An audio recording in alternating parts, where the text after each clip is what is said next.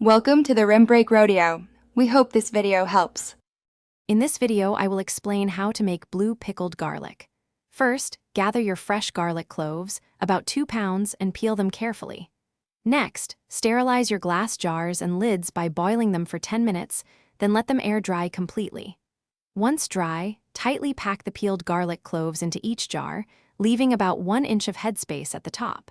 This preparation is crucial for a successful pickling process. Now, let's create the brine that gives our garlic its unique color and flavor. In a saucepan, combine 2 cups of water, 2 cups of white vinegar, 2 tablespoons of pickling salt, and 1 tablespoon of sugar. For extra flavor, add 1 teaspoon of black peppercorns, a few sprigs of fresh dill, and 1 bay leaf. Bring this mixture to a rolling boil, then immediately reduce the heat to a simmer. With your hot brine ready, carefully pour it over the garlic cloves in each jar, making sure all the garlic is completely submerged. Use a non-metallic utensil to gently release any trapped air bubbles. Leave about 1/2 inch of headspace.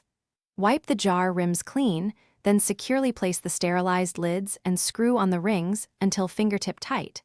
This creates a proper seal for preservation. Allow your pickled garlic to cool completely at room temperature. Then, store the sealed jars in a cool, dark pantry for at least 3 to 4 weeks. During this time, you'll notice the garlic cloves slowly transform into a beautiful blue-green hue, a natural reaction. Once opened, store them in the refrigerator and enjoy your delicious, uniquely colored pickled garlic for up to 3 months.